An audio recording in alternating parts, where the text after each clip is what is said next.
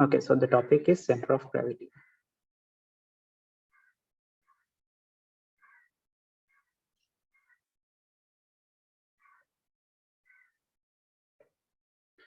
Okay, now for example, if we consider an object, let's say this is an object.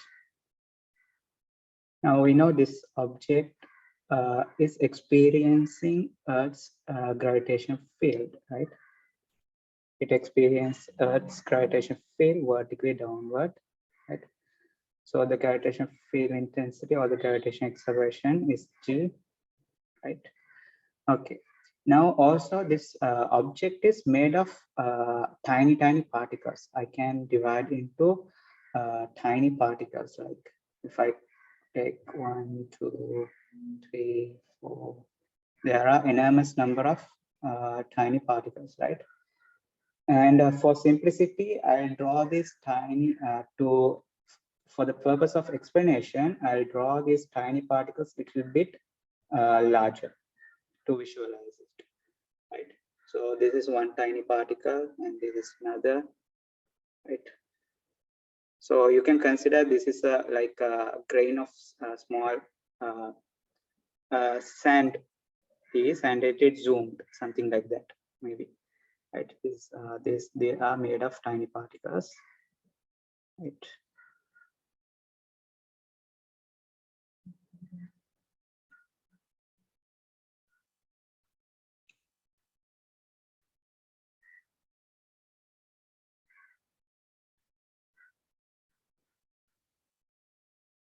Okay, so this made of tiny particles. Okay, and now what happens now? Each and every particle experiencing the Earth's gravity, right?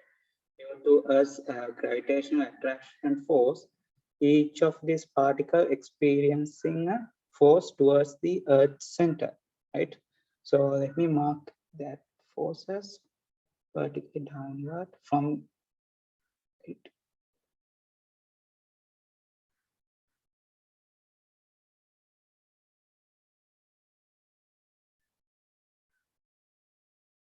Right?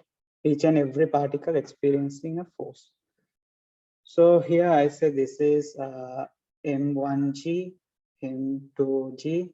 So this is mass of this piece, and this one, this is the M2 is the mass of this particle. So M3G, and so on. Let's say this is MIG, up to let's say there are n number of particles. So let's mark a few more. Okay, and let's say this is the nth particle, MNG. Now, if I consider, now these are forces, no?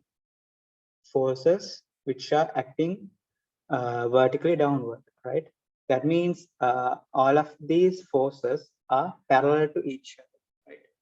All of these forces are parallel to each other.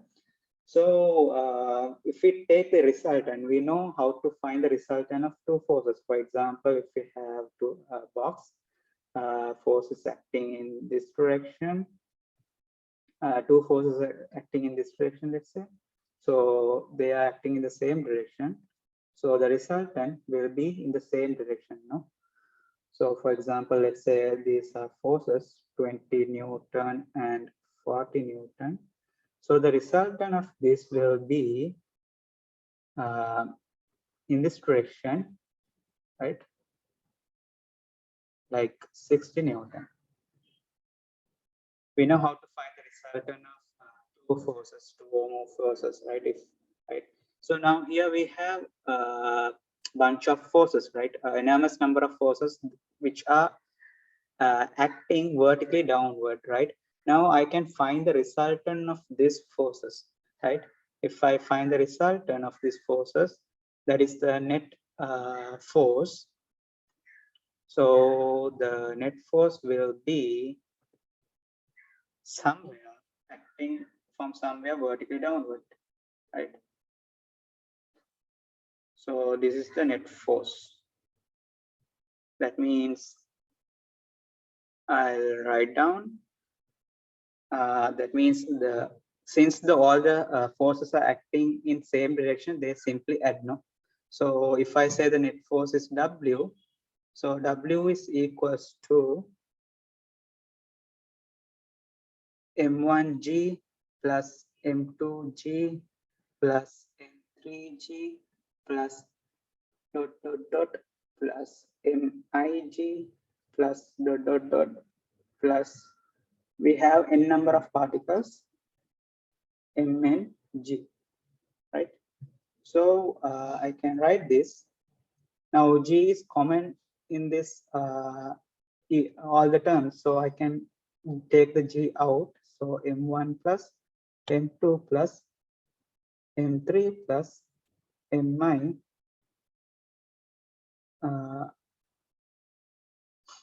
let's put dot 3 dots plus MIG, sorry, not the G there, Mi plus dot dot dot plus Mn into G. Now, what is this quantity? What is this actually? Physically, what is this? M1 plus the addition of each of every masses, what gives what? Zikra, tell me. Any idea?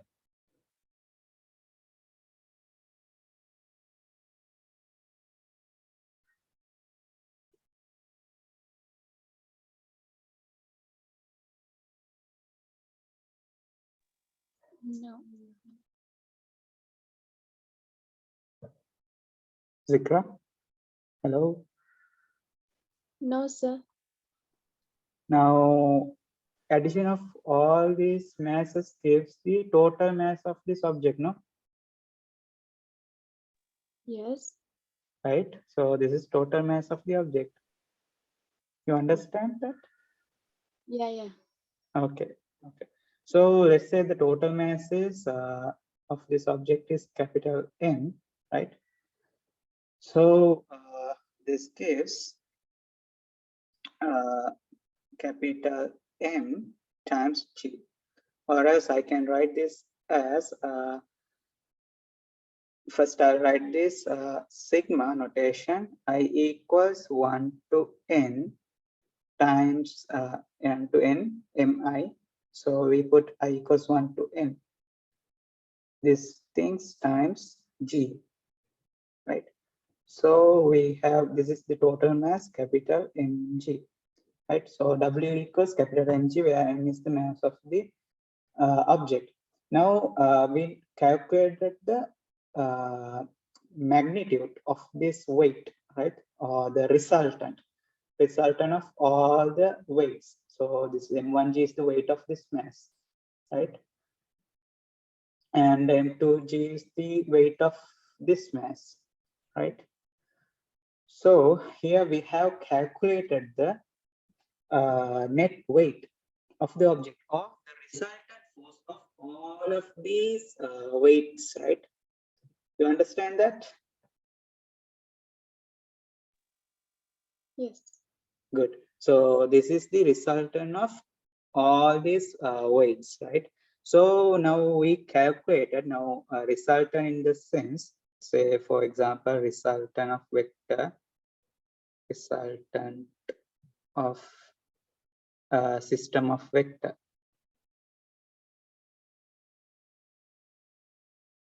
Right? We know it has a magnitude, right? It has a value, no?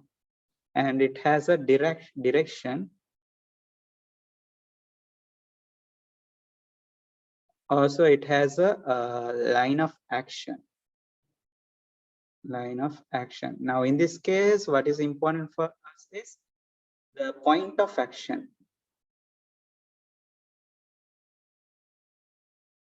Right? Okay, so we found this is the magnitude of the resultant and the direction. Since all the vectors are pointing vertically downward, the resultant is also pointing downward. And then finally, the line of action or the point of action. So now in this case, now it is acting from this line. If I change this here, so this is the line of action, right? This line is the line of action. So let's say this is the line of action. Now, this net weight will act from a point, right? So this resultant vector acts from this particular point. That point is called the center of gravity, right?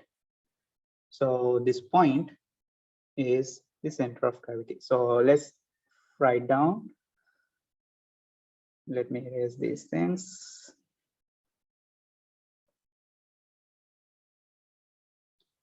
Okay, so first, before we drawing these figures, first let's write down in words, okay?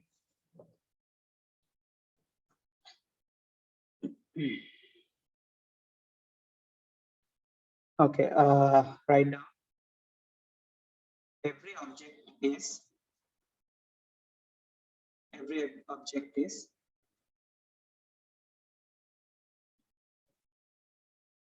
every object is made of enormous number of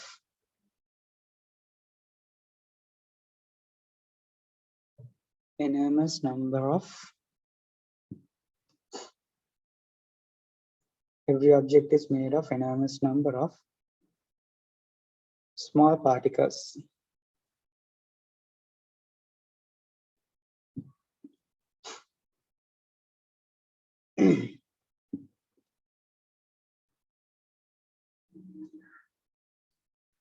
Tiny particles.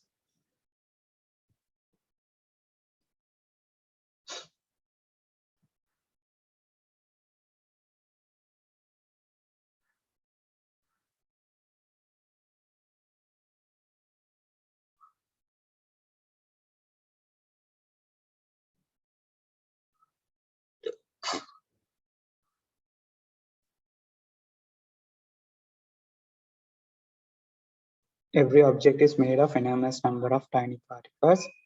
These particles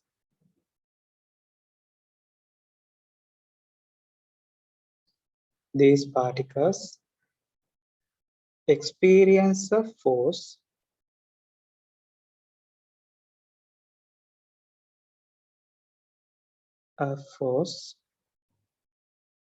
these particles experience a force.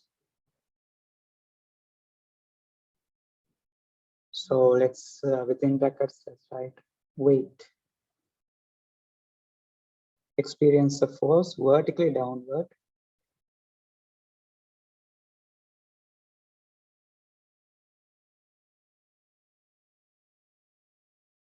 due to Earth's gravitational attraction. And these forces are considered to be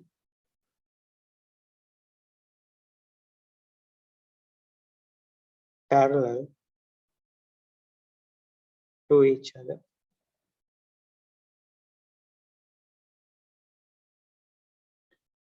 And these forces are considered to be parallel to each other.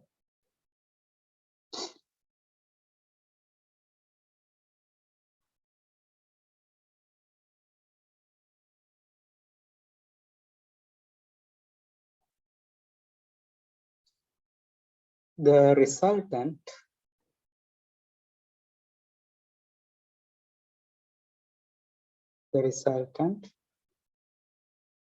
of these forces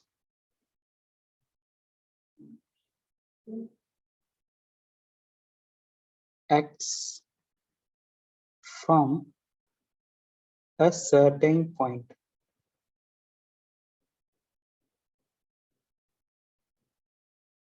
That point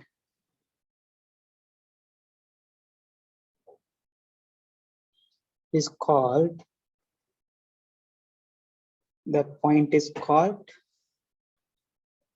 center of gravity.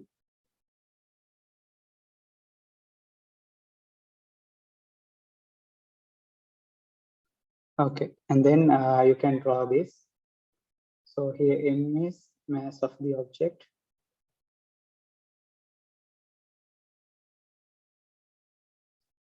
Okay, so we can divide this mass into small tiny particles, right?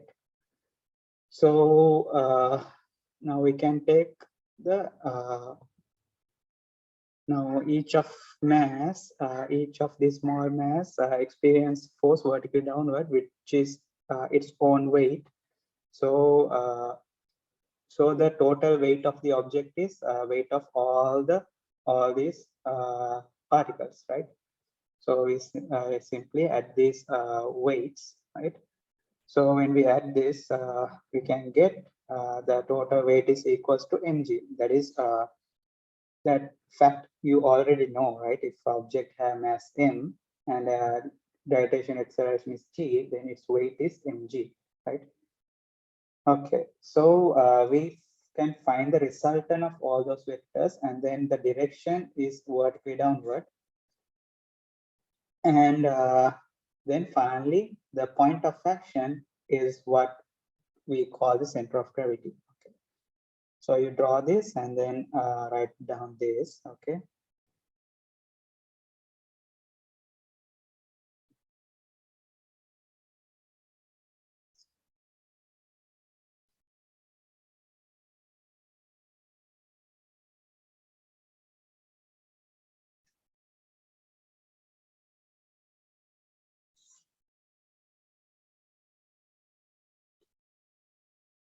So here put an arrow and say weight of the object.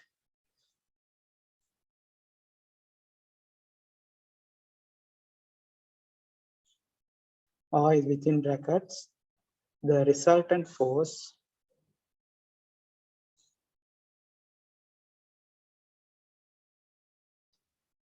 of uh, resultant force of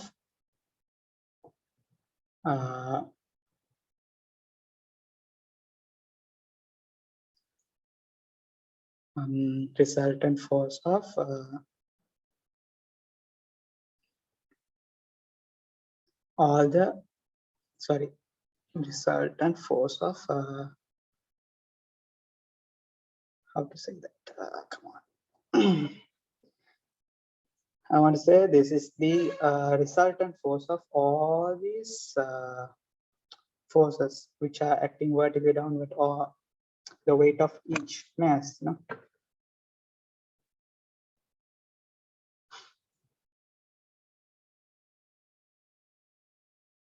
The resultant force of the forces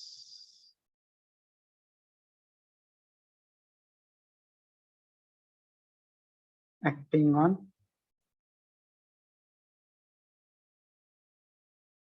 all particles, something like that. Okay. And then so we found the magnitude. You can say this is the magnitude.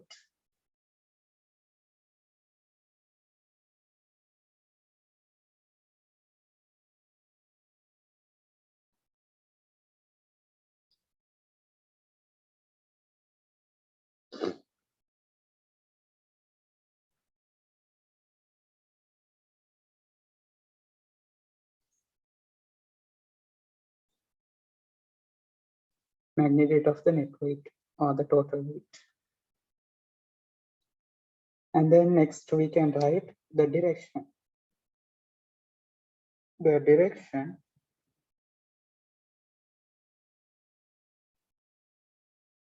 of the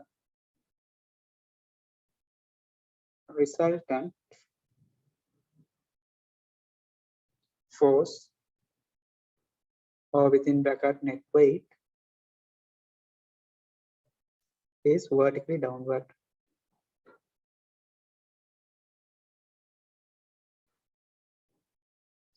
And then we can write the resultant, the point of action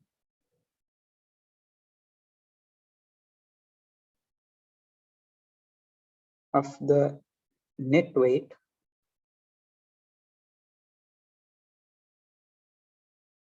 is capital G. So I mark here capital G in this diagram, which is the center of gravity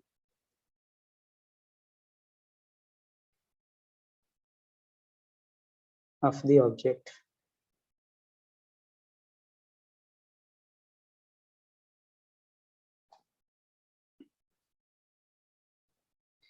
Okay, so that is the idea of center of gravity. Did you understand that? Yes, sir. Okay, good. By the way, I finished writing all of this. Writing the last point. Okay.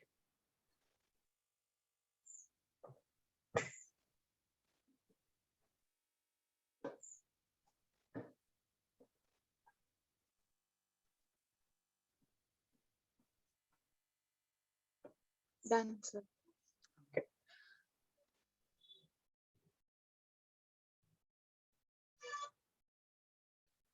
Now let's discuss further about the center of gravity. Now let's consider an object, something like this. Okay, huge metal foil, rectangular metal foil placed vertically. So this is a thin foil.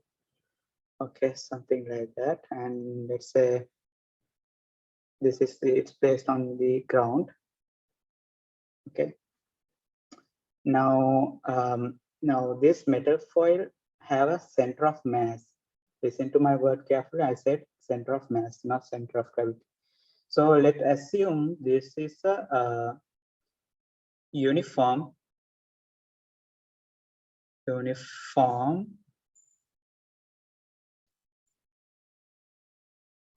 metal sheet. Okay, placed vertically.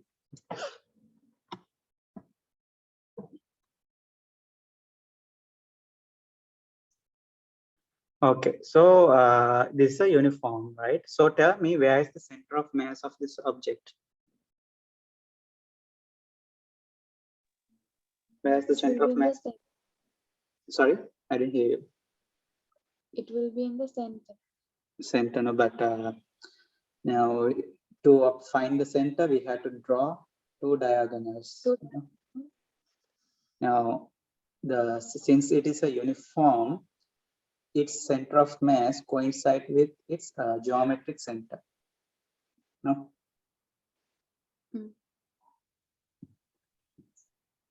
So let's draw two lines.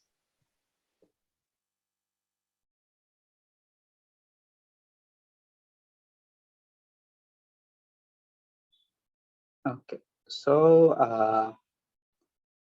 I mark here capital M, this point, indicating that is the center of mass. Okay, capital M for mass, center of mass. Okay. Maybe I can write rather than capital M. It's better if I can write CM, center of mass. Okay. Now, this is a very tall, let's assume this is a very tall metal sheet, like the length of this is 500 kilometer.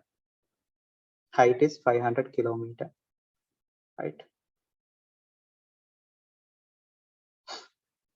Let's consider the height of this is 500 kilometer. Okay. And I'm going to tell you one thing, that gravitational field intensity, G, right?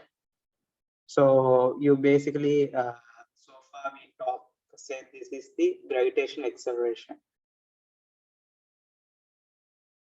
Gravitational acceleration. But the fundamental definition, according to fundamental definition, this is actually gravitational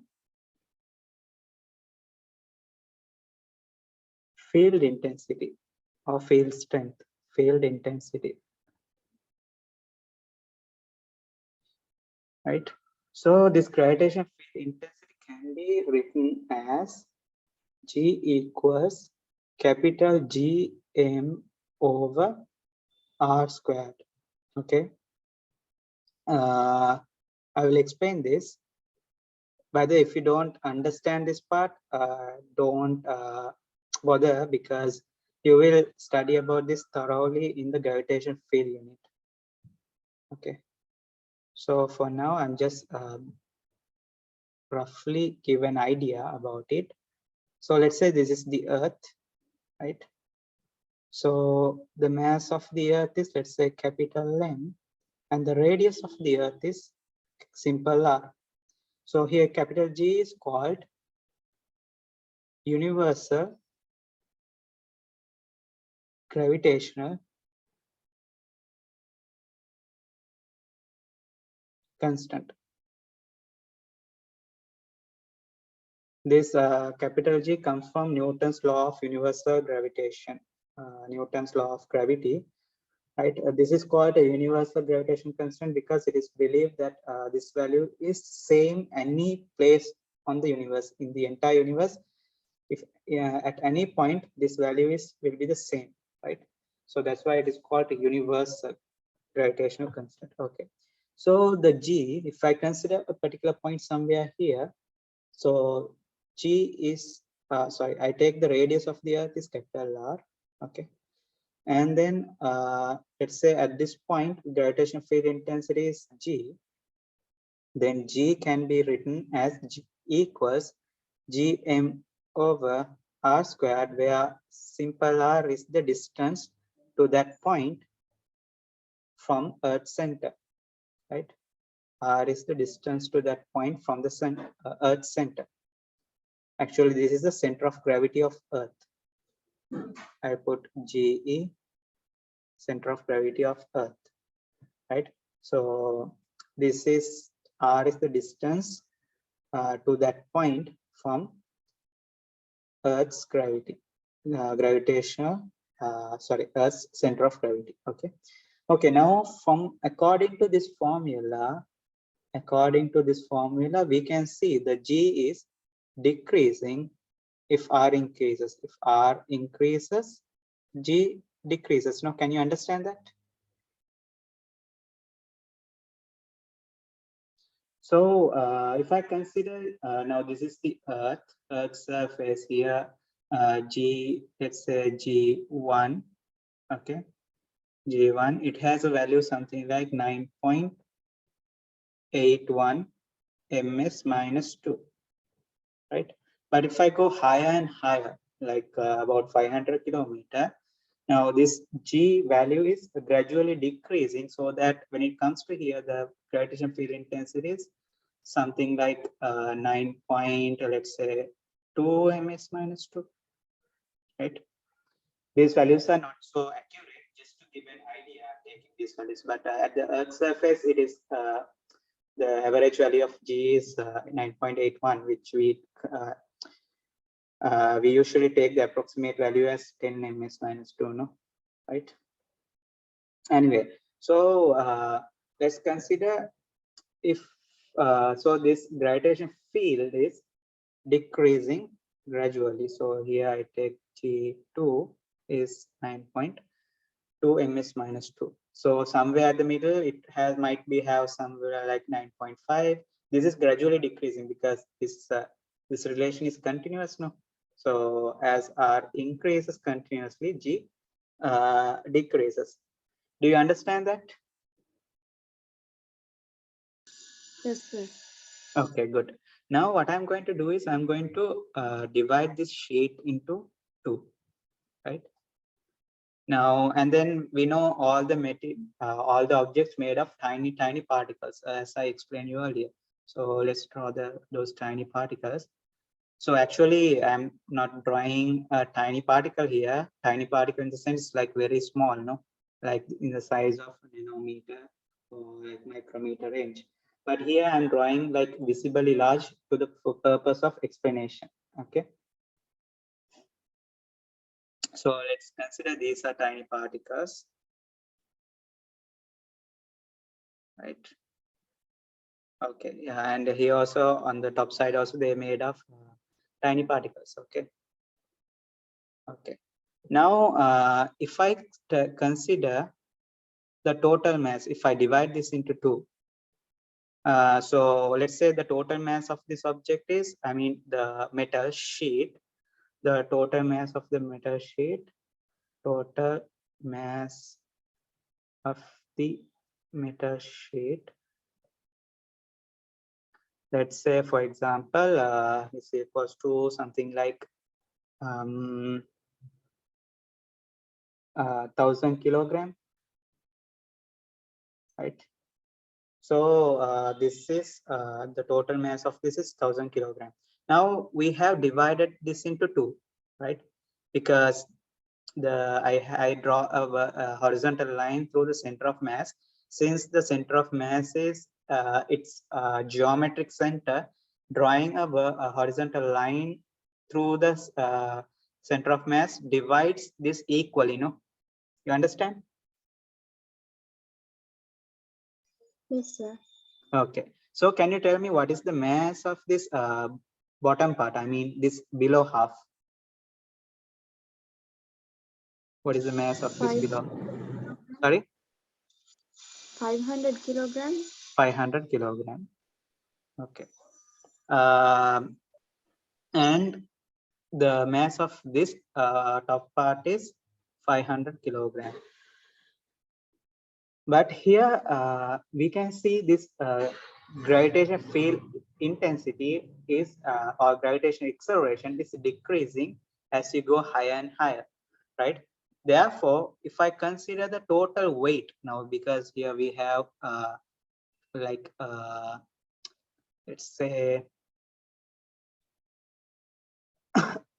this is M1G, like this is M2G, like M1 can be like 0.2 kilogram, 0.3 kilogram.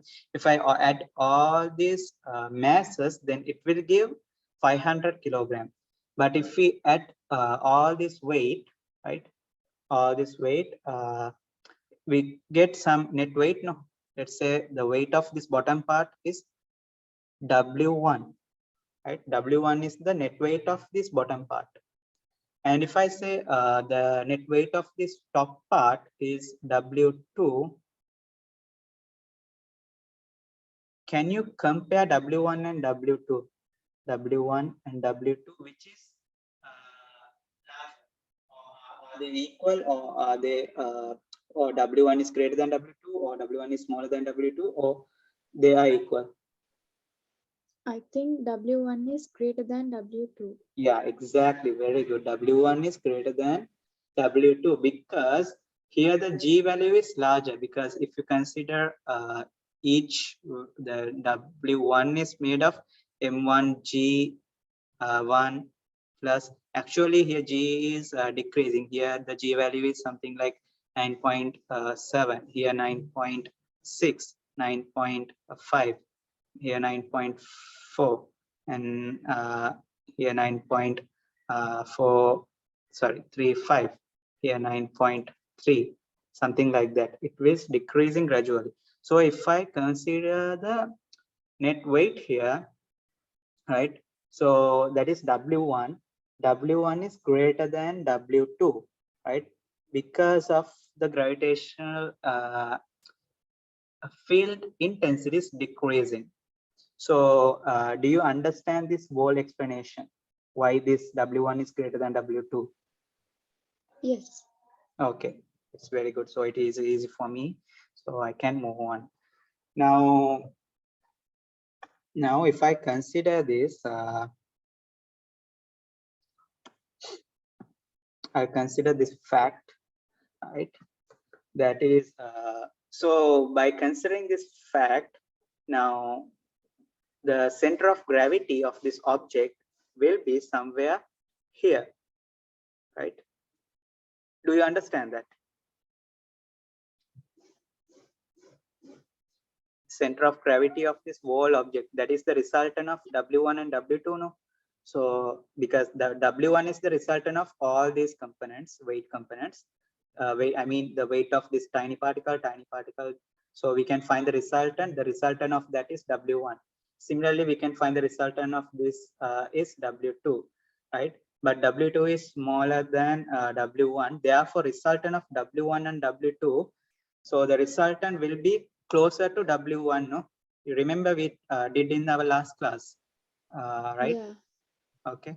So we deal with the center of mass. So here now we are dealing with two weight components, and therefore the resultant of these two lies on this line, no? From right, lies on this line. Since W1 is larger than W2, it will be closer to W1, right?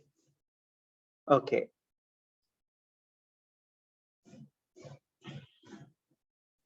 So, so far so good. Now, the next thing is I'm going to talk. What if? Okay.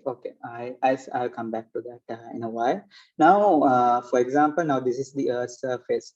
Now, in our mechanics, we usually deal with things like 10-meter height of 10 meter or 100 meter, or like even 1 kilometer. A flight is flying around like, or there is, for example, we have an object, object of dimension. This is, for example, 20 meter, and this height is 50 meter, and so on. If it is like this, give me a second.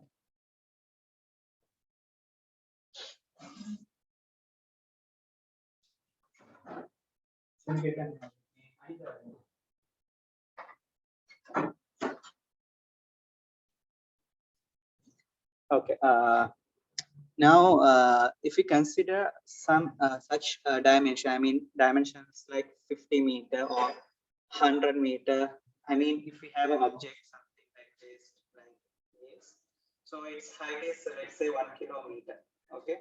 So this 1 kilometer, 10 meter, 100 meter heights are negligible compared to radius of the Earth, because now if an object is here, let's say it is height is like now we don't actually deal with objects like height of 1 kilometer in our mechanics. When we are going to find in your question paper, they will give objects like maybe like 50 meter or something like 5 centimeters, like small objects we deal with. We usually deal with small objects. Even if I consider 1 kilometer height object, so that 1 kilometer is very small. 1 kilometer, very small compared to radius of Earth, because radius of Earth is 6,400 kilometer roughly, no? Right? So radius of Earth is 6,400 kilometer rough, right? So considering 1 kilometer height is something very negligible, right? So therefore the change in G will be very small, right? Because we are dealing with this distances, because here the G value is G value, let's say, is equals to Gm over 6,400 kilometer.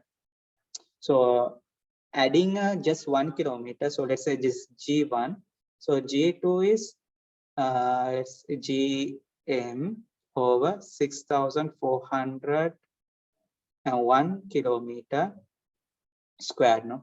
Right? So this doesn't give a very big difference, right? This won't give a very big difference. The difference of this is very small, negligible, right? The difference between the G1 value and G2 value, very small, negligible. So what we can do here, consider is So the change in G is very small, no? Right? The change in G is very small. So what we say, if the G gravitational field intensity on Earth's surface is constant, it's constant. So we say something, its value is 9.81 ms minus 2. Right? But in our questions, we already did with 10 ms minus 2. Okay, Zikra, do you understand why I can say this G is constant on Earth's surface? Yes. Okay, okay. So now G is very, let's say now we have an object, right? Object, okay, something like this on Earth's surface. Okay, now we can find its center of mass. Let's say I take this a nice picture here.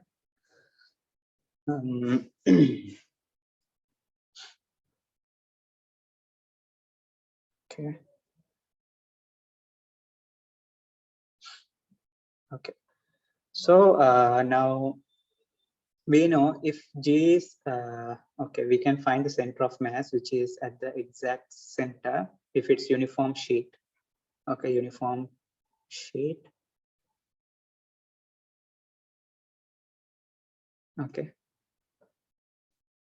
Okay. So now if G is constant, G constant means, so here, everywhere, if I consider like small particle of some mass m1, so if I consider the same mass here m1, so this one and this one experience the same weight.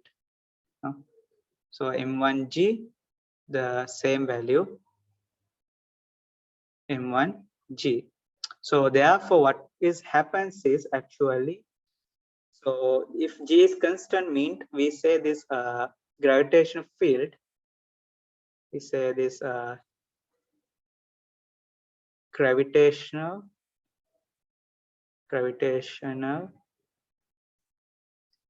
field is constant, right? If G is constant, the gravitational field is we say uniform, sorry. Both are the same, constant is uniform, right? If G is constant, the gravitational field is uniform. So can you tell me where the center of gravity of this object would be?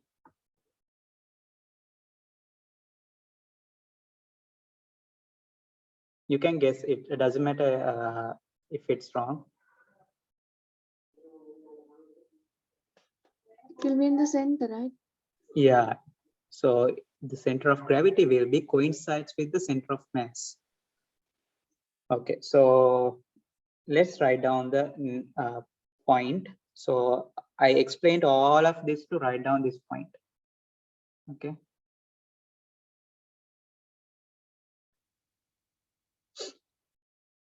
Let's write down in a uniform gravitational field, in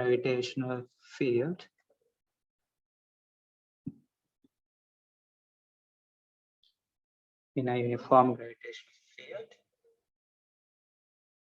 So within brackets, I can write down gravitational acceleration is constant. In a uniform gravitational field, the center of gravity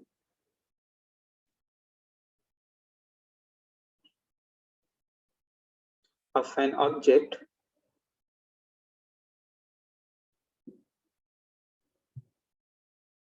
will coincide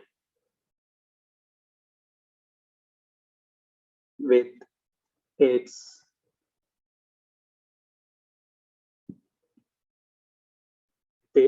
center of mass.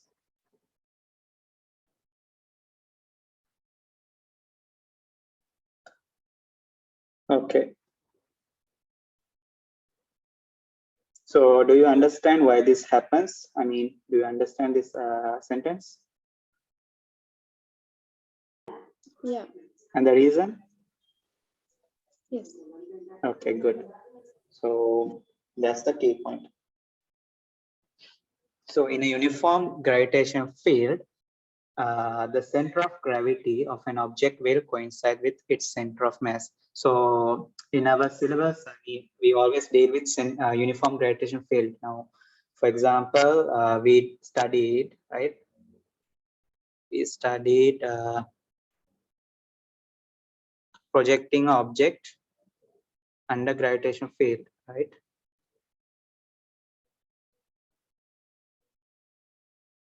I think you didn't know. Yeah, you wasn't there.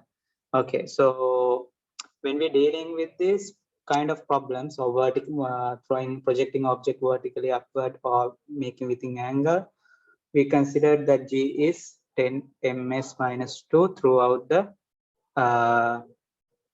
flight. Like if you consider here this location, some in this level G is 10 ms minus 2, and in this level we consider G is 10 ms minus 2, and in this level G is 10 ms minus 2. Right? We consider uniform gravitational acceleration, or this is a constant gravitational acceleration, so uniform gravitation field. But according to this formula, the definition or the G, actually Gm, universal gravitation constant times mass of the Earth divided by the distance from the Earth's center squared. So here we can see from here we have some distance, but this is distance is getting higher and higher, but this distance is very small. Let's say this h is very small compared to r. So we consider, therefore we can therefore G is constant. We can consider that G is constant because this change is, now if you consider the if you calculate using this formula, if you find the G value, let's say here is G is 9.800, let's say 9.89987 here, right? At this level, it can be something like G equals 9 point, maybe I don't wait. I take this 9.81 now usually. I take this 9.81025, and at this level, let's say that is 9.81035. The difference will be very small, even smaller than this. I'm just taking just to give an idea, but these are not the actual values, right? If you put this formula and find these differences, I mean, for here, the distance from Earth's center is 6,400 kilometer, plus let's say it is something like 50 meter. So for this, to find this, you put R as R equals 6,400 kilometer, right? But when you substitute, you have to take the kilometer into meter because we want to put in SI units. So actually you write in 6,400 into 10 to the power 3 meter because you want to substitute in meters, right? To get the value in ms minus 2. Okay, and here what you have to put is our actual value is in this case 6,400 kilometer. So in 10 to the power 3 meter plus 50 meter, right? So 50 meter. So this is very small considering to this value is very small. So G here value is going to be very little negligibly differ, right? The difference will be negligible. So we can consider this is a uniform gravitational field. Okay, that is a lot. Anyhow, so throughout our in our mechanics, we only consider uniform gravitation field. right? We always deal with uniform gravitation field. So there's nothing, so you don't have to bother about these things. But only in the gravitation field itself, you will find like the distance of the gravitation field intensity on Earth's surface and on a satellite. Then you will see the difference there, because at that case, the distances will be considerable, so that G will give considerable difference in their values. Okay.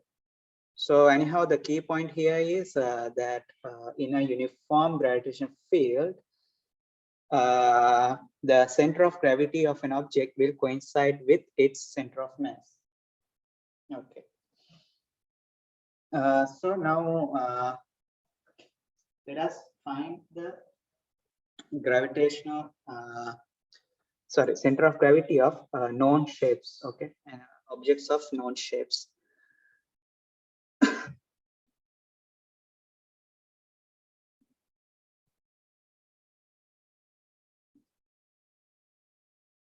So let's write down the topic, subtopic, the center of gravity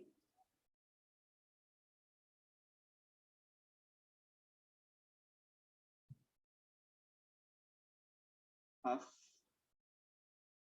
uniform objects.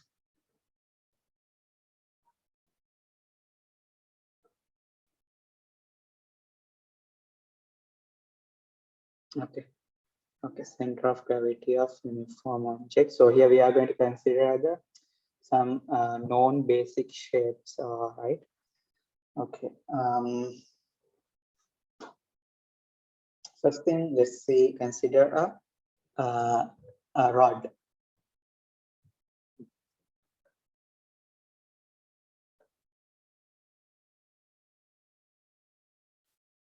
The center of gravity.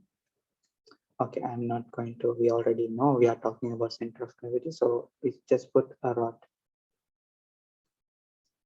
Okay. A rod.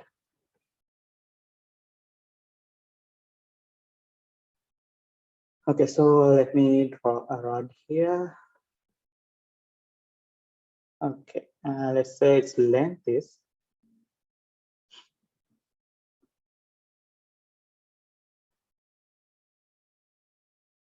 let us say its length is capital L. So we want to find the center of gravity of this object. So the center of gravity of this rod is, so since we are talking in the uniform gravitation field, so it will coincide with its center of mass. Therefore, its center of gravity will be at the middle point, vertically downward, like this. Let's say W, and this the point with G, center of gravity. So this distances will be then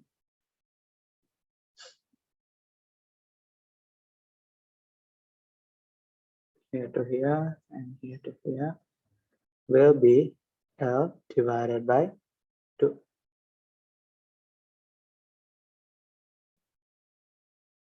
Okay.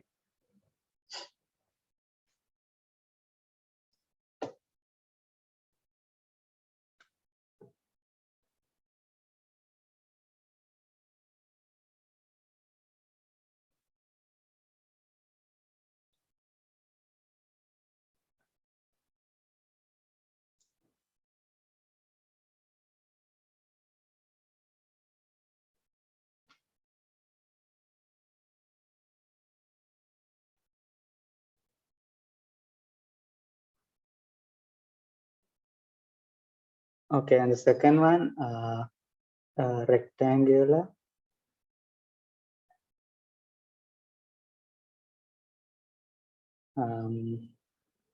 rectangular metal sheet.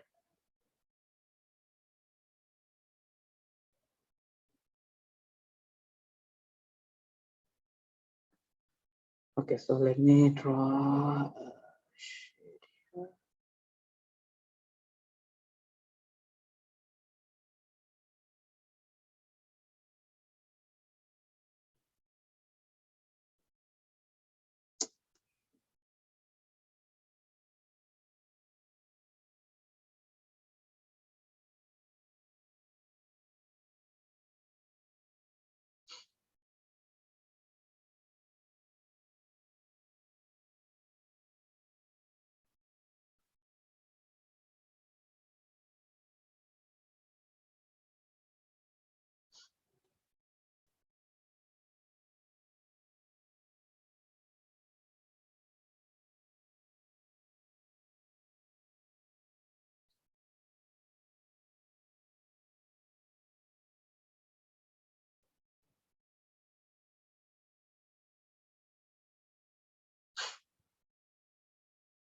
Okay, so if you consider a rectangular metal shape, so the center of gravity of this object will be, so its center of at its center of mass, right? So we draw like these two diagonals. So at the middle point, vertically downward, the center of gravity will be.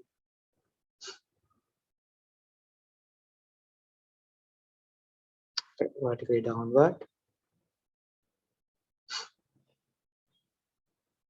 G, W.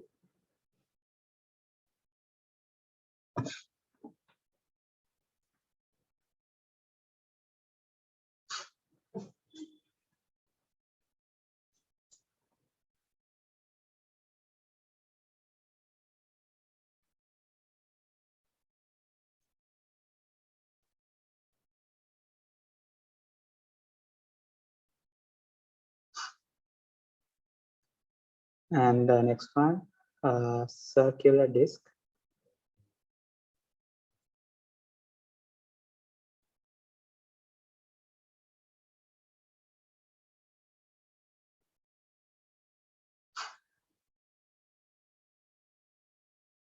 So in a circular disc, center of gravity will be at its center.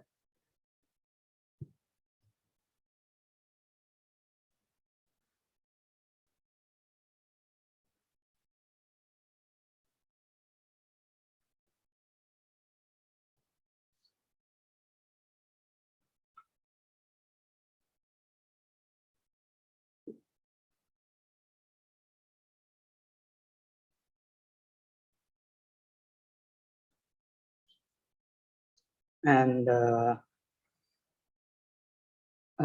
circular ring.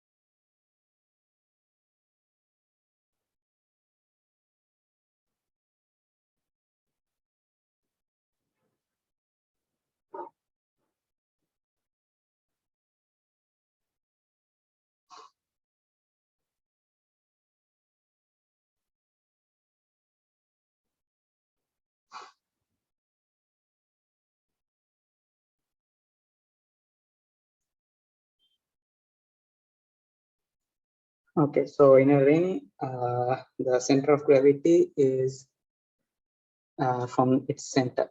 Now, from this, it's clear for us that center of gravity does not always lies on the material, right? It can be, it does not always lies on the material. Now, if we consider this disk, the center of gravity is on the material itself, on the object itself.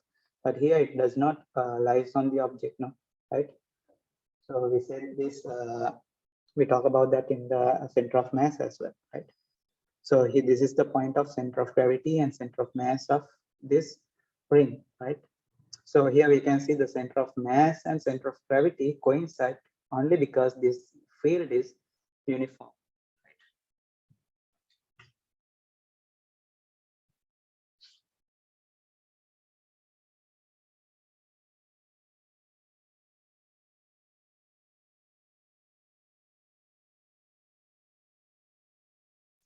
And then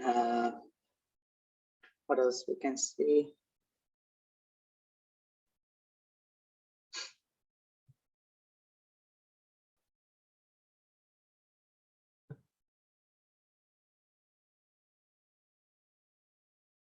Uh, triangular lamina.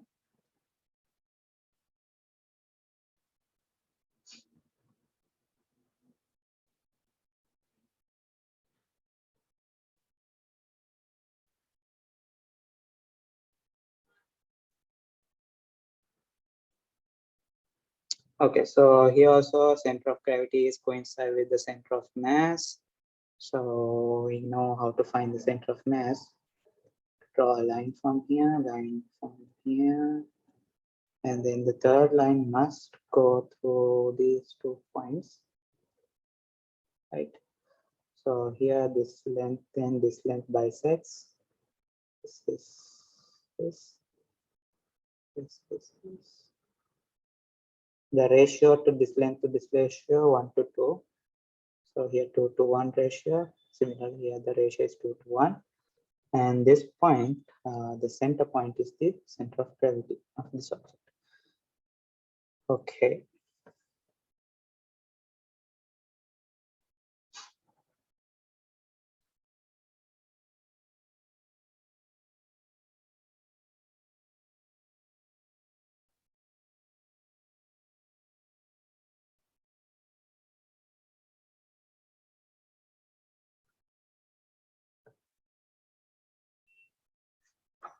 Sir, can you do Yes. one example and show me how to do? Example of what? Yeah. You mean, I didn't hear you. Can you repeat? Can you please work out and show me how to do? Okay, so we're still going with the theories. Okay, you mean how to find the center of gravity of an object? Yes. Okay, now we'll do some questions. Okay, after this. Okay, we'll do more questions. Now let's first finish the theory part. Okay, so once we cover all the theory of center of gravity, so we can do all the questions, right? Okay, sir. Okay. Okay, so this is how we find the center of gravity of uniform objects. So now these things you should know from you should get used to know these things, right?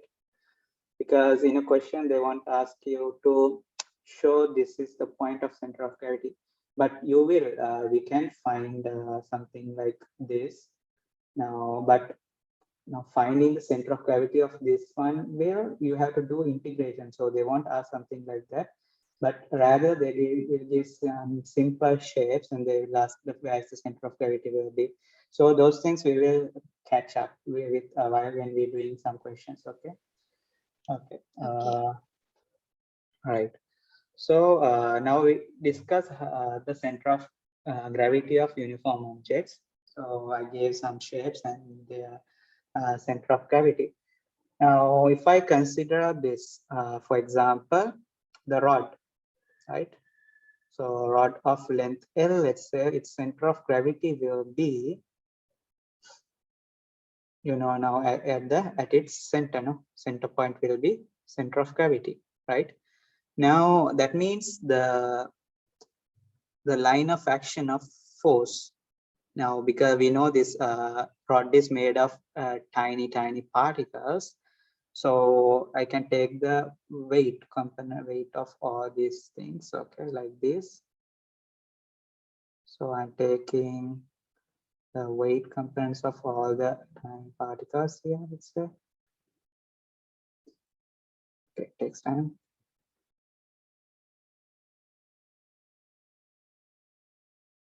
By the way, these lines I'm drawing vertically downward, they should be parallel to each other and the length should be same, because since this is a uniform rod, the mass of each one will be same, no? Each particle I consider has to be same, because since it is uniform, its density is same. So actually my picture is not good. These lines should be in same, they all should be parallel to each other, and also the lengths, if I consider this one and this one, right? The length should be same, not like this, not like this, not like this. There has to be same, because since this is a uniform one, right? Because we know the vector length proportional to its magnitude, no? So they all has to be parallel to each other. Okay, something like this. So we have these all forces, weights of each particle acting vertically downward, and we can find the resultant of that, which is acting from its center of gravity from here. No, so this is the net weight, right? Okay, so I'm going to erase these things. Okay, now let's say I take a string, right? I take a string, and let's say I take a string and attach a string from this end, right? And initially I hold this rod from my hand with both sides. Okay, let me draw my hands. Okay, this is one hand. Okay, this is another hand. I am holding this horizontally, right? And I attach a string to a ceiling like this. Okay, and then once I attach the string, I take this hand, so it still remains horizontal, right? Now what I do is I suddenly take my this hand. What happens then? If I suddenly take this hand off, what happens? Please slant to one side. Yeah, this will fall. No, it will topple. Like this one will fall this direction. The rod will be fall like this, right? So that is actually we can explain from the torque, because an object, the torque is necessary. The criteria for an object is the torque should be greater than 0, or you can say even torque have direction, so it might less than 0 so have a meaning. So let's say the torque should be not equal to 0. If a torque is not equal to 0, then that object will rotate. No, so now here if I consider this point, let's say this point is O. So from O we have unbalanced torque. No, let's say this length is L, capital L, then this length is L over 2, this length is L over 2. So taking torque from this point, so tension will be there, tension force will be there, but it doesn't come because I'm taking the torque from the same point, right? So we have W into L over 2. So this makes the object rotate this direction about this point. This is the pivot point. So this will go like this. Is that clear? Yes. Okay, good.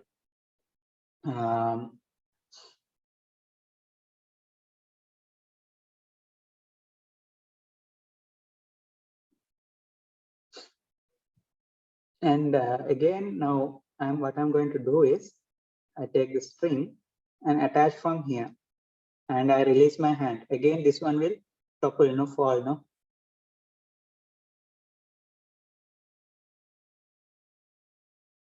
Zikra?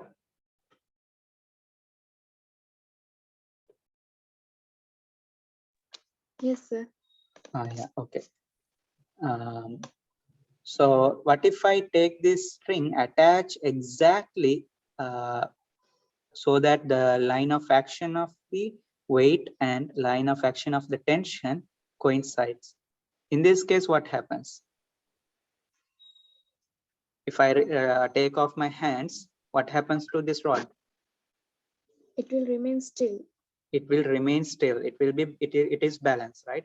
So you understand that fact, no? Okay, good.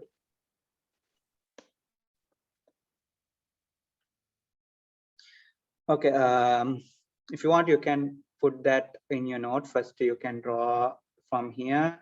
Then explain this one will make rotation, force, accelerate, and give acceleration due to an unbalanced torque, which is given by W into L over 2, where L is the length of the rod, right? And again, now then next we can draw this picture from here, and we can say this one will remain still, right? Okay, so you complete the note quickly, and once you finish, let me know. Okay.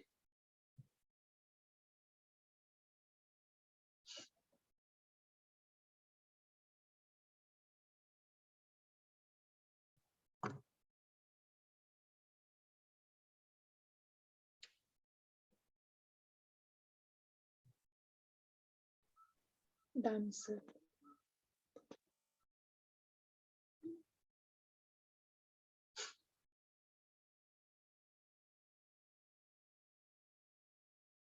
Are you finished? Yes. That was very good. Okay, so here now we discussed about center of gravity of uniform objects. Now the next point of topic is subtopic, the center of gravity of non-uniform objects. So write it down, the center of gravity of non-uniform objects.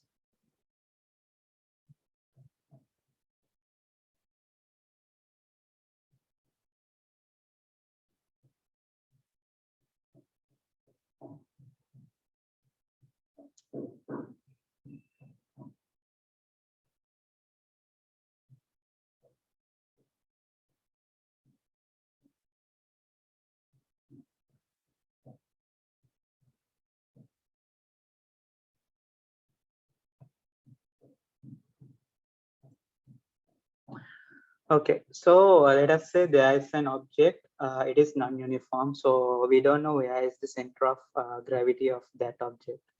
So let's say draw that object, something like this, right? Okay, now I don't know, this is a non-uniform object, so it is not so known shape, and also the density is varying inside place to place. It is actually non-uniform.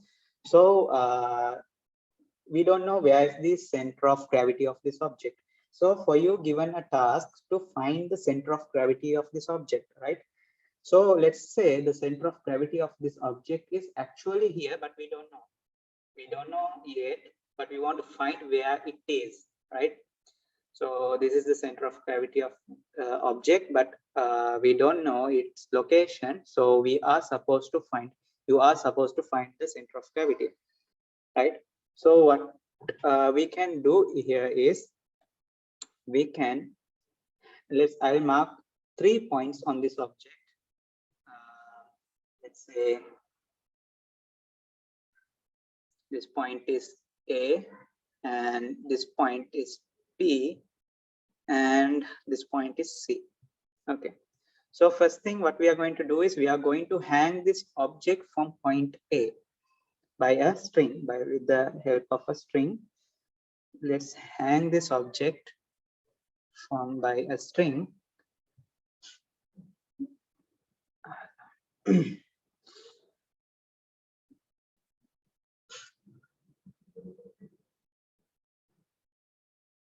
Okay, when we hang this, what happened? We can see the line of action of the this one. Actually, I'm drawing a dotted lines, but it is there is no option available to draw a dotted line. Okay, so this is the line of action of the tension. So tension is the force acting on the object from the string, right? So here the tension force, capital T, and then weight of the object is vertically downward.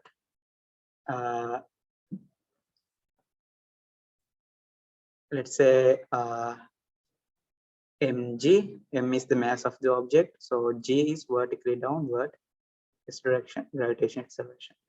But once we hang from here, what happens now? There will be non-zero torque. It will rotate. So the path of the center of gravity will be like this. No, sorry, it has to be circular, semicircular path, because it's rotating from here, so its path will be like this, no? Right. So I have to draw a line through this. Okay. Yeah. Let's take this color. It will be very difficult for me to draw. Okay.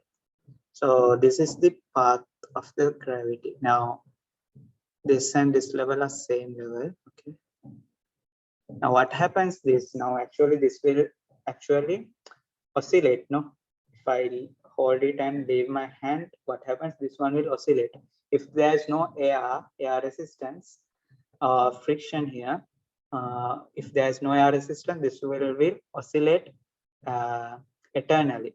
But in our practical life, if we take such an object and release our hand, what happens? This, as it is oscillate with time, its amplitude decreases, finally it comes to rest. So that this point will be here at the bottom. So now I want to actually, the copy paste is not there. That's a big problem here. I wish I have a copy paste. Okay. So this is like this now. I try to try my best to draw the same picture so that G is comes below the tension. So wait, hold on for a second. Let me try to draw that. Pink color line.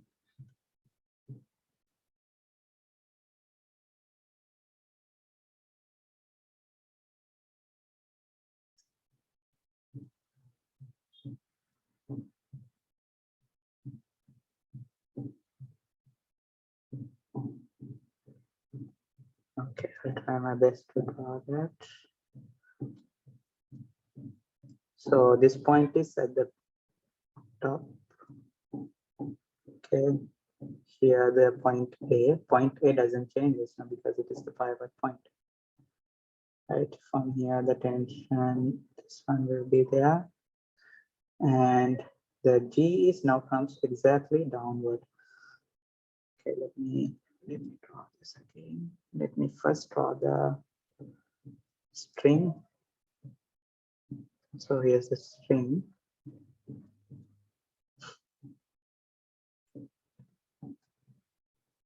And okay, this is the point A. And vertically downward, we have the,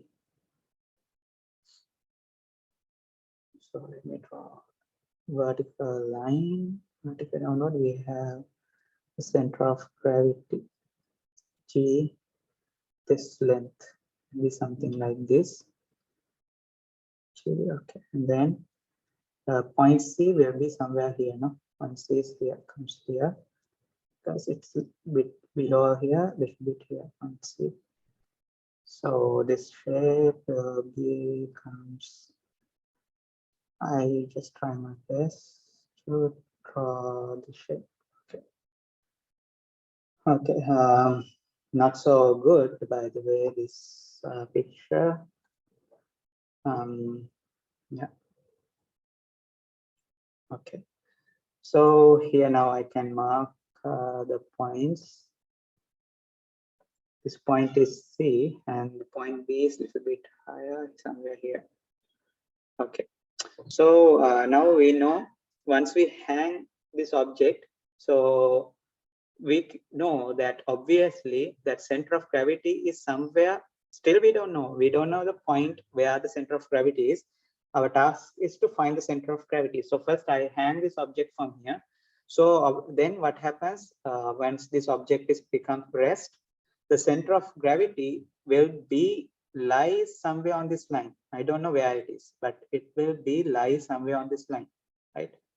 Now to find the point, now center of gravity is somewhere on this line. That is obvious, right?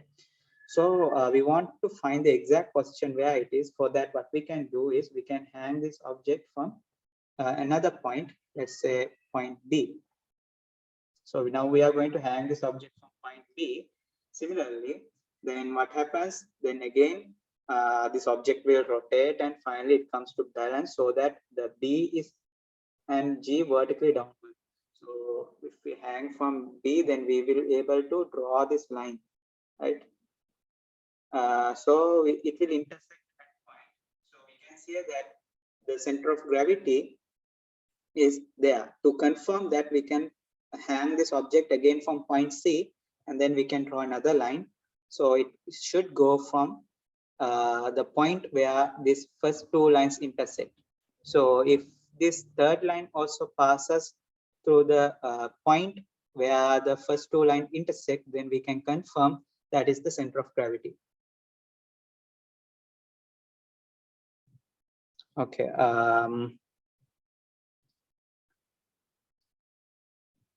crucial question. Did you understand this?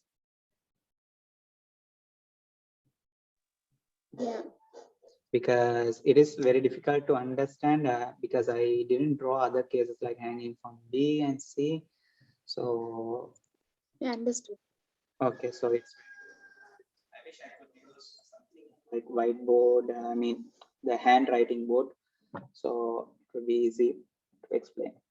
Okay, so anyway, I'm glad that you understand.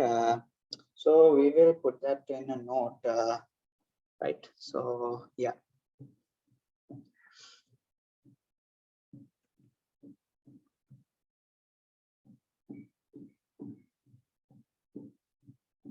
Okay, so let's write down.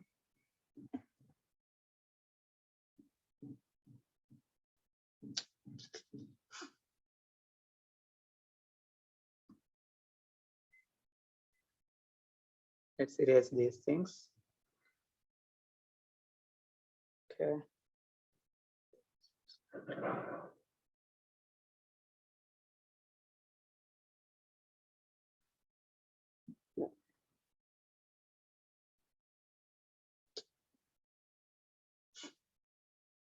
Okay. This point is B.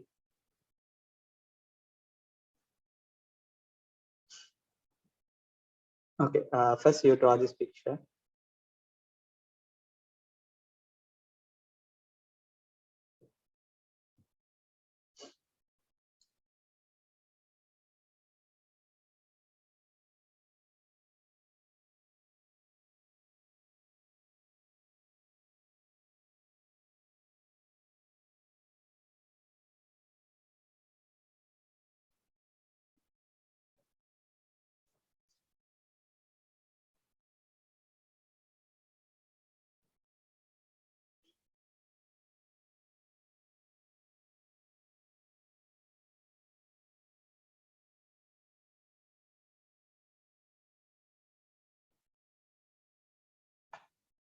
Okay, let's erase this part as well.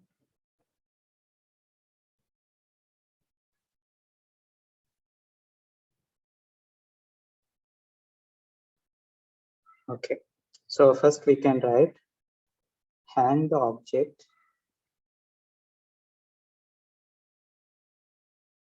from point A, from a certain point,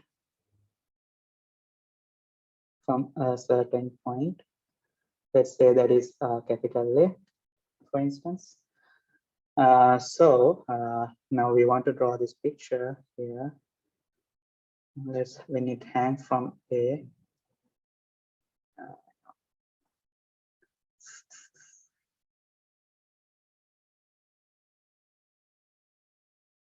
okay, pretty close. Okay, so it's point G, no, not the G.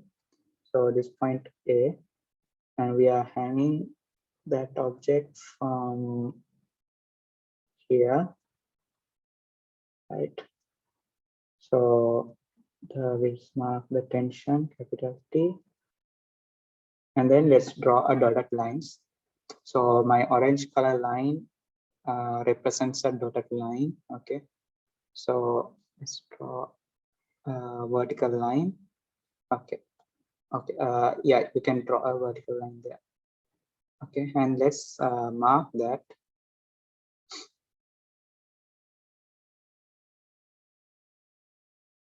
the center of gravity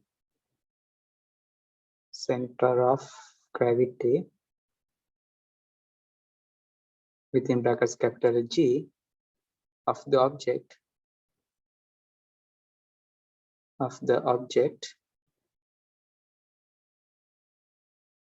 lies on this line.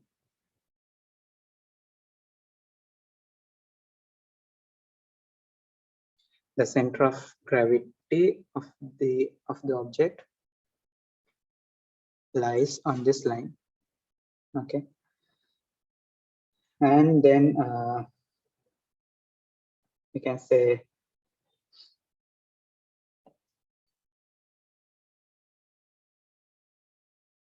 and then we can say hang it from another point,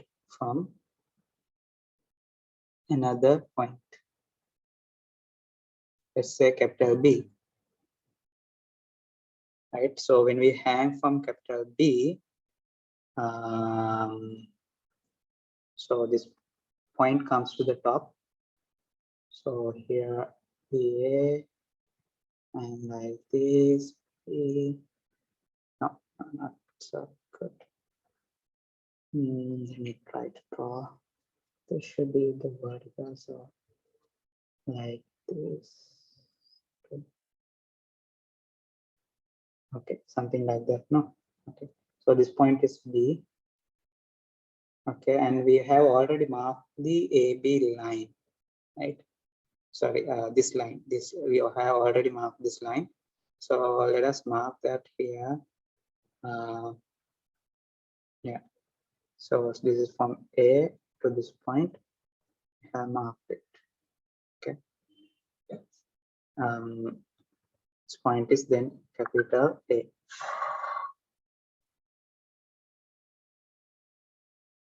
Okay. And now we hang it from B. So let's take point B is here.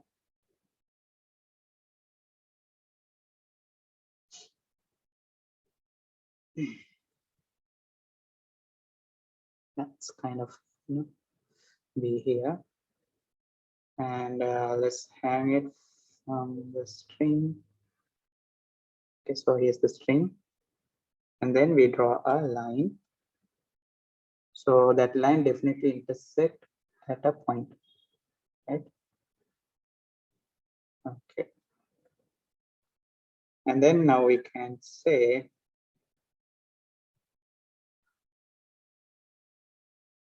the center of gravity,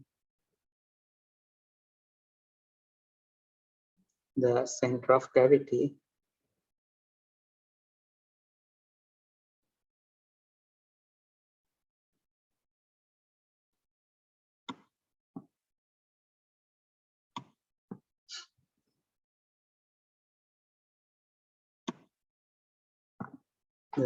gravity is the point of intersection of those two lines. So here's the center of gravity, G. Okay, to confirm that, the third point, so third point,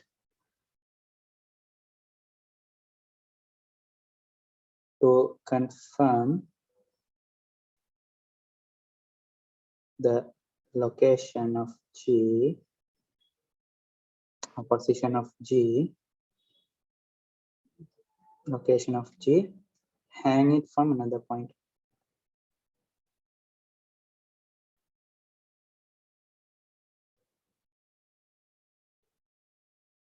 Let's say capital C. So the third line should pass through the intersection point of the first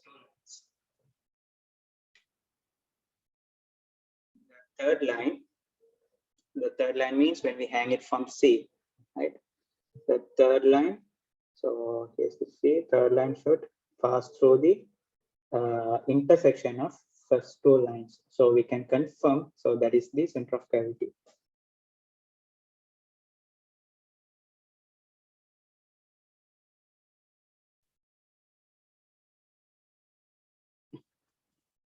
So note down, this method can be done used to 3D objects as well. So actually this I have drawn a 2D, like lamina, right?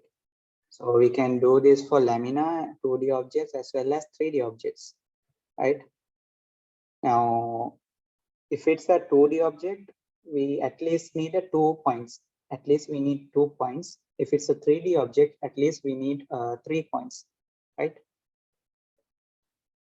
Because it's a 3-dimensional, so to specify it location, we should have to have 3 lines, right?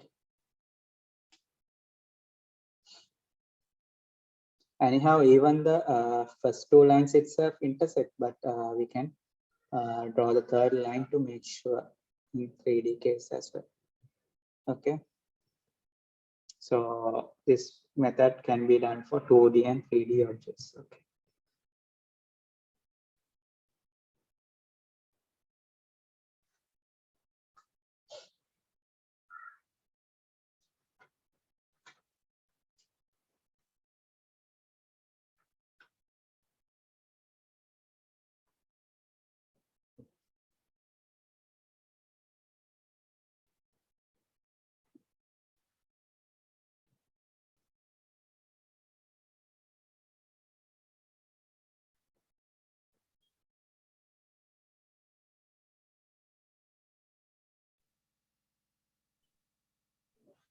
Done, sir. Okay. Good. So I'll erase these things. Okay, and let's put the topic, the center of gravity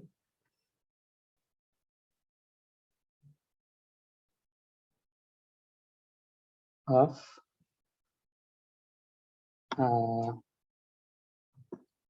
what do you call combined objects. The combined.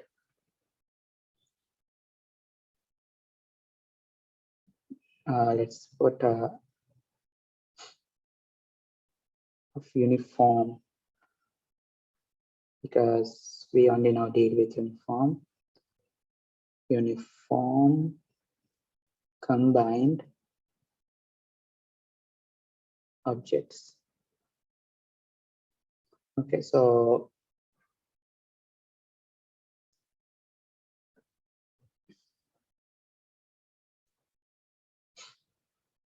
let's start from an example. Let's say we have a sphere, right? A sphere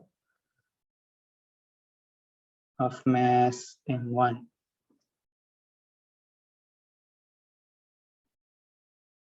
M1, right? And this is combined with another sphere of mass, let's say,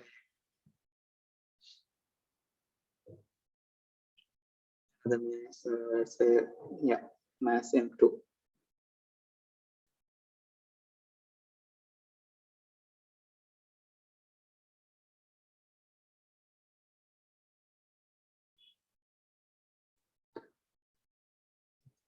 Now we want to find the center of mass, center of gravity of this combined object, right?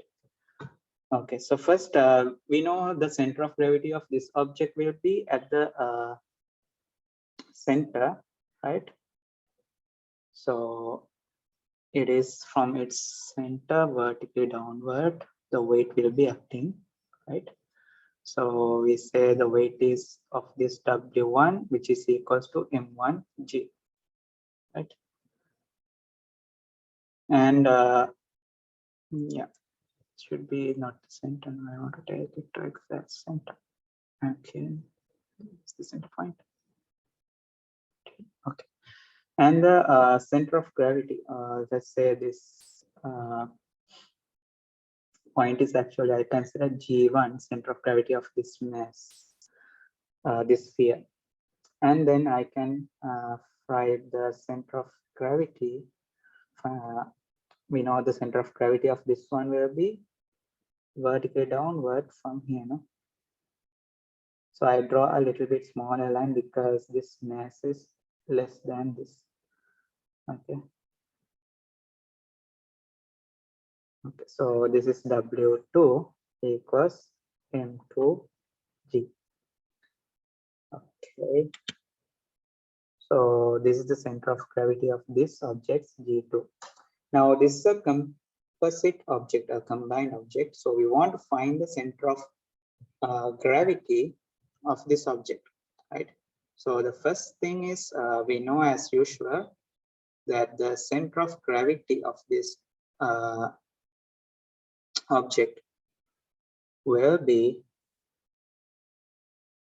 the center of gravity of this composite object will be on the line joining these two. No? The center of gravity of this combined object will be somewhere on this line, right? Okay. So now we want to find the exact location, exact position where the center of gravity is, the center of gravity of this combined object. So let us take that is capital G. I assume since this mass is larger than this, I consider it will be somewhere here, right? So let's say that is G, right? And so I want to find the location of G, right? Okay, so how can I find that?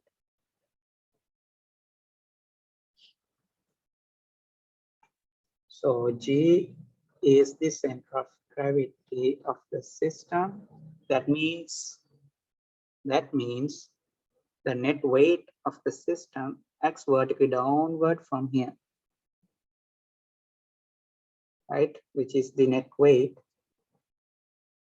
W1 plus W2.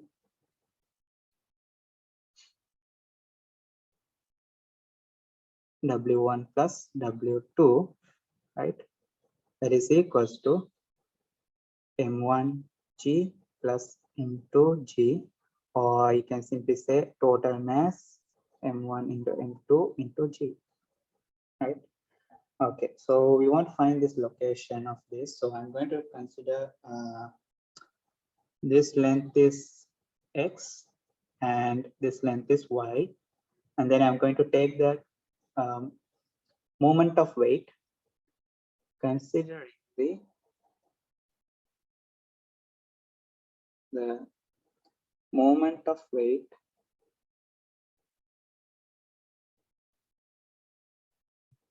of the system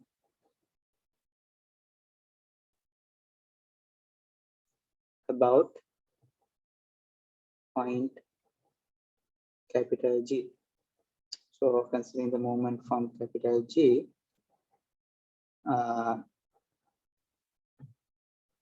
so we have from here W2 into Y.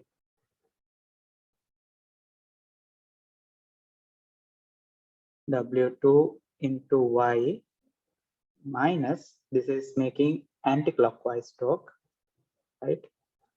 So W1 into X is equals to total weight is W1 plus W2, and the distance to that point from distance to the center of gravity from the point we are taking the moment is 0. No? So we actually take the moment from the center of gravity. No? So this multiply into 0. Okay, Zikra, did you understand this formula? Yeah. Okay. So then we have W2 into Y minus W1 into X equals 0. So W1 into X equals W2 into Y. So W1 over W2 equals Y over X. Okay. Okay. So this is how we can, the X and Y values and the total distance between this. That means X plus Y value. So we can find the center of gravity of this system. Okay. Okay. Have you finished writing all of this?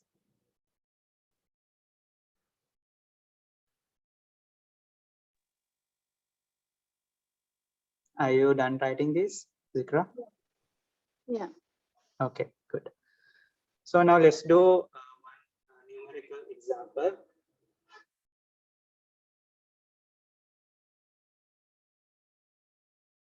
Okay.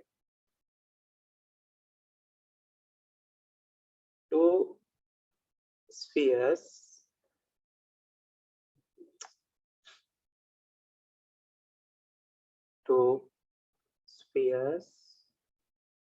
of radius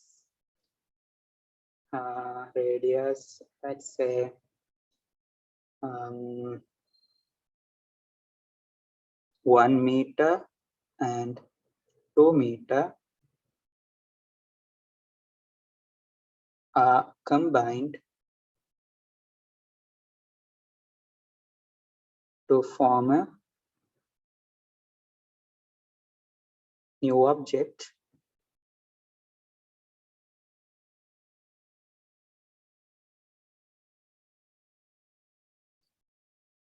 two spheres of radius 1 meter and 2 meter are combined to form a new object. Okay, these two spheres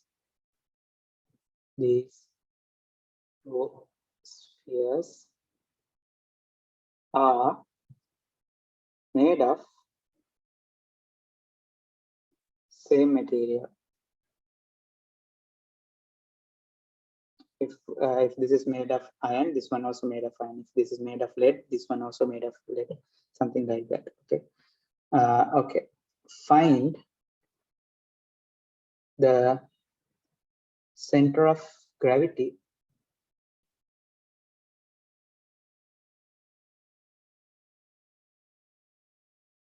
of the new object.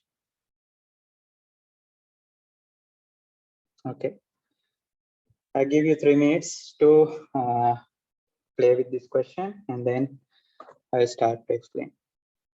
I mean, there's nothing to explain. We already explained how to do such questions. So I will answer to this question. Mass can we find? Huh? Without the mass, can we find? Yeah, we can find. Okay.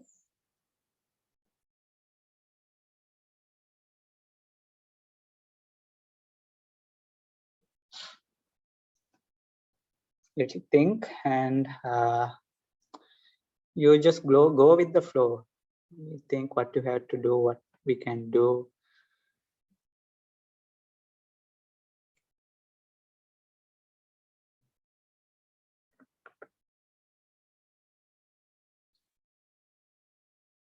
Here I say same material, right?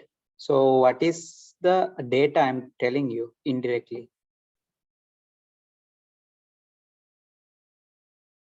What is the fact that I'm telling you indirectly?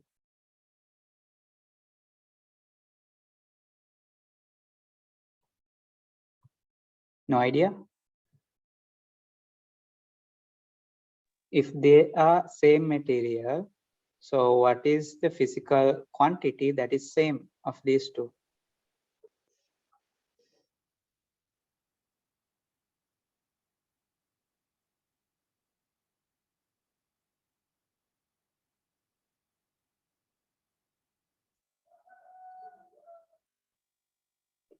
You don't have idea? No. Okay. So same material means the densities are same, no? Same density, no? Yeah. Right? So same material tells us same density.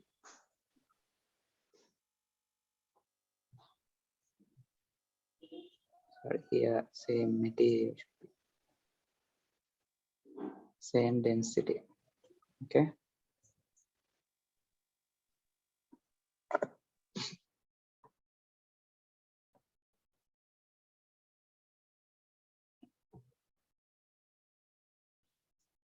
You do this question, I will back within a minute. I will have some water and come.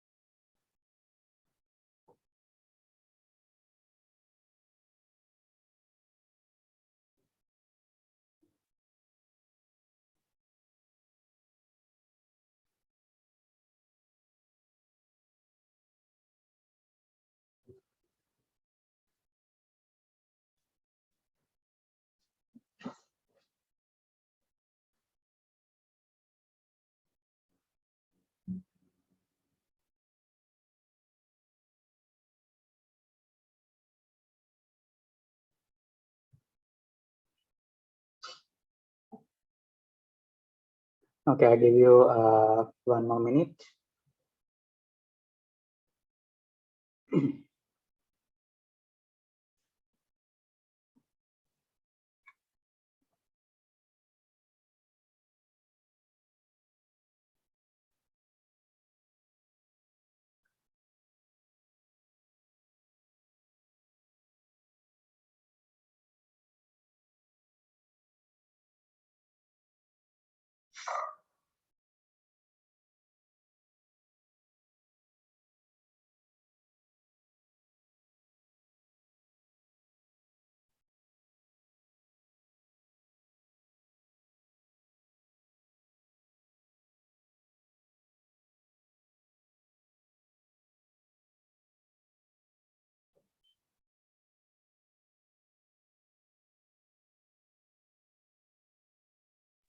Sir, can you do this, please? Sorry. Can you do this, please? I don't have an idea. Okay, I start. Okay, so we want to find the center of gravity. So here's the radius is given, let's say 2 meter, and the radius of this one is 1 meter. Okay, and the symbols, they have the usual meaning, and I will do the question. So let's take the moment from point G. So we get W1 into, sorry, I consider the anti-clockwise moment then here. This direction moment. So W1 into X minus W2 into Y equals 0, right? Because I'm taking the moment from center of gravity. So I have W1 X equals W2 Y, right?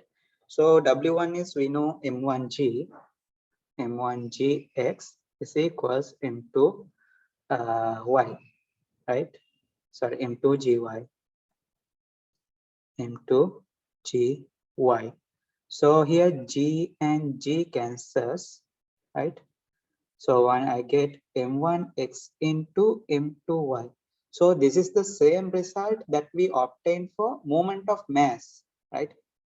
Because now we get this from this, because we say that in a uniform gravitational field, center of gravity and center of mass coincides, right?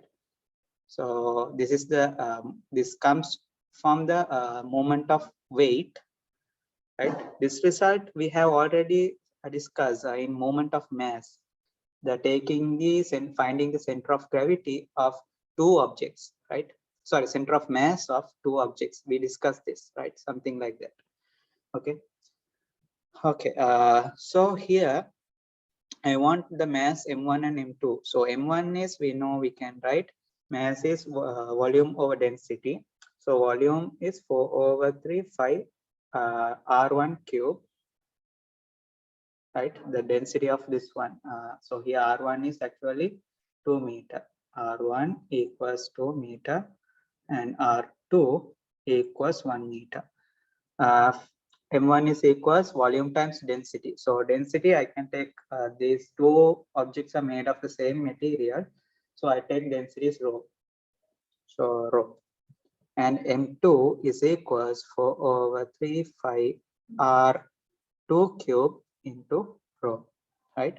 So now I can put that in this here, right? So M1 is equals 4/3 R1 cube into rho into X, and M2 equals 5/3, sorry, 4/3 R2 cube into rho into Y, right? And I can cut here rho and rho cancels off, right? They cancels because they are same material, same density, same value. And 4/3 cancels off. So here we get R1 cube into X equals R2 cube into Y. So we can substitute these values, right? So let me substitute those values here. Okay, so R1 is 2 meter, 2 cube into x is equals 1 cube into y. So 2 cube is 8. So 8x equals y. I take this one formula because there are two unknown variables, right? So we should have at least two simultaneous equation to solve this system. I mean system of equation, right? Now to obtain the second formula, I can write x plus y equals, x plus y is this distance, no? Here x plus y is equals, I can write that as I can write that as, hold on, little. Okay, so here I can consider this length, sorry, I'm taking the wrong, it takes black color. So this length plus this length is equal to x plus y. So x plus y is equals to R1 plus R2, no? You see that? Yeah. Okay. So let's simplify this. So x plus y equals R1 is 2 plus 1. So x plus y equals 3. So this is my equation number 2. And from 1 and 2, I can write 1 comma 2 implies so y equals 8x, no? So x plus, instead of y, I can put 8x is equals to 3. So 9x equals to 3, therefore x equals 1 over 3, right? So x equals 1 over 3, and then y value. So this actually gives in meter. That means 1 over 3 meter from here. Anyway, we will find the y value as well.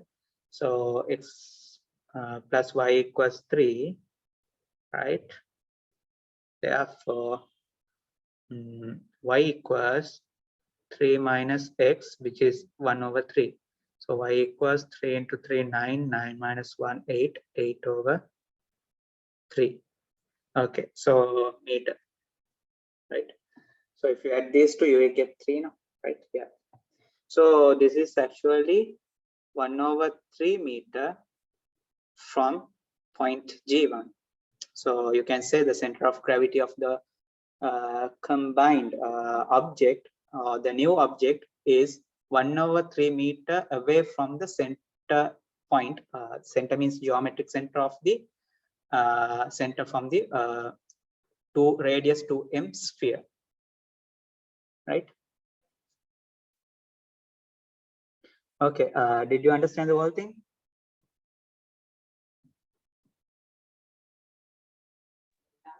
Yeah. Okay, good. And try this question once again after the class, okay? So it's 10:30 now. I will finish it now. Okay, so go through the notes and do this question once again. Okay, you have to try it by yourself. If you are stuck somewhere, you turn your note and check. Okay. Okay, then. So that's all for today. See you next week. Okay. Take care. Have a nice day. Fi amanillah. Okay, sir.